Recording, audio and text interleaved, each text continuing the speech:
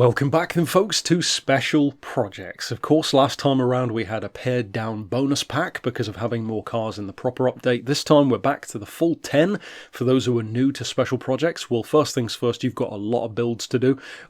In the previous packs, like what, 130 cars or something like that. This time around we've got another 10, and of course this is the first pack that I've done, if I recall correctly, since the new updates in terms of physics. And of course I was waiting to see if they would adjust those any more so, because I didn't want to put out some builds which were going to immediately be outdated. So these ones are with a new approach. And although the physics are very different in some cases, these are all workable, I think, even if you're used to the older physics. So we're kicking off with a car that you've seen me use before. I used this as soon as the Gallardo joined the game for my review. A replica of a vehicle which, if I recall correctly, was only featured in one Forza game. And it was a DLC car in Forza 4, the number 8 Team West Yokohama Lamborghini LP560. It's not crazy on spec, and speaking of specs, we are using Forza 4 as the reference, as I've done with a couple of other builds, and of course you can download the livery, which this player has very kindly done, from their storefront, if you will, in the game, from their player page. Now, as far as the building parts, it's a pretty simple one to do because it's not that crazy in terms of the engine itself.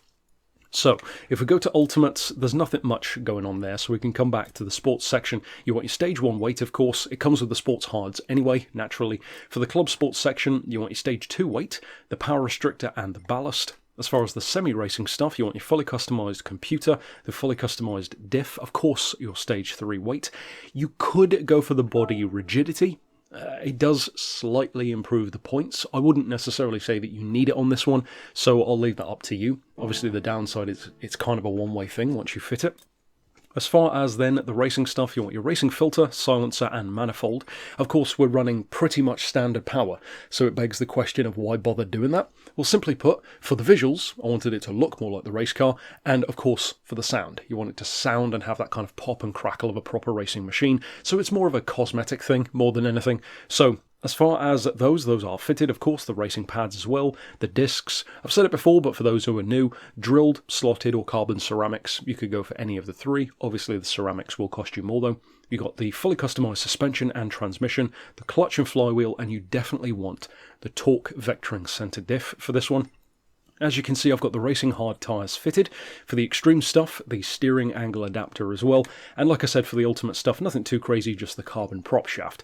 So even as far as points, it's quite modest. 745. Actually, that fits quite well against some of the Group 3 machines, funnily enough. And, I mean, it's obvious when you look at the player's page who did the livery, but this one does, of course, use a wide body kit. Now, as far as the actual settings, we've got the hard tyres fitted, of course. For the suspension, 95mm front and rear, 4 on anti-roll, 25 for the compression on the dampers, 40 on the rebound, 3.05 on the frequency.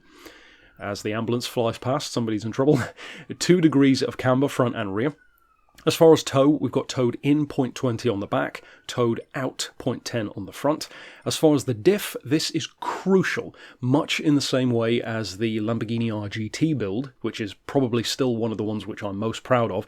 That being said, I haven't driven it since the physics changes, so I don't know how that one drives now, but this totally changes the personality of how you'd expect a Lambo to drive, and it uses the four-wheel drive in a way that kind of negates it. You know, it doesn't handle like a four-wheel drive car in the typical sense. It handles more like the super level of grip that you'd expect a race car to have. So it's kind of like a workaround to use the four-wheel drive almost as if it's not four-wheel drive, if that makes sense. So a 50-50 split, then triple 30 on the front and triple 10 on the rear. Give that a try. I think you'll like it. And of course, if you don't, you can always increase or decrease these as you want to. Or, of course, if you want to go for what is technically a more authentic experience, I guess you could put that down to 595. I can't guarantee what that'll feel like, though, because this isn't optimized for that.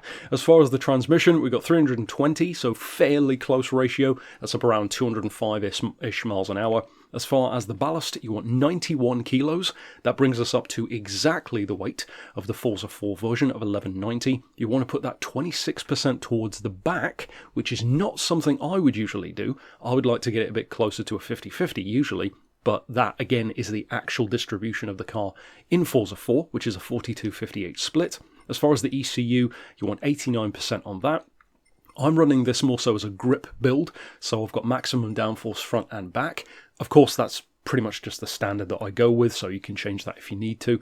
And then for the stuff over here, it's pretty simple because you source fit all of the stuff. So all that remains is naturally jump out on the track like we always do, and I can show you what this car is like in practice. Simply put, I use this exclusively for my Gallardo driving. That's how much I personally like it. This was always one of those cars which kind of popped back into my mind in the world of Forza in terms of being a really cool car that was so strange that they only featured it so fleetingly in the series. Forza 4 had a lot of weird vehicles like that, and Horizon did as well. Horizon had like the Koenigsegg CCXR, Toyota FJ Cruiser, and then Forza 4 had like the Maserati Quattroporte and this car. Just really weird vehicles that were never seen again. This one would be an awesome addition to Gran Turismo. Of course, if they were to add a racing Gallardo, I think they'd probably go for something a bit newer, maybe like a Trofeo, something like that.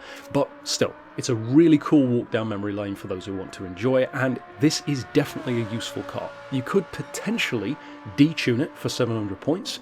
I personally like it how it is and just use it in whatever events you can. So I'll leave that up to you. Of course, if you're new to special projects, there are 130 plus extra vehicles in addition to these this week to check out, and of course stick around for the coming week, including the second one coming later today, for more in pack number 14. But for now, thanks for watching.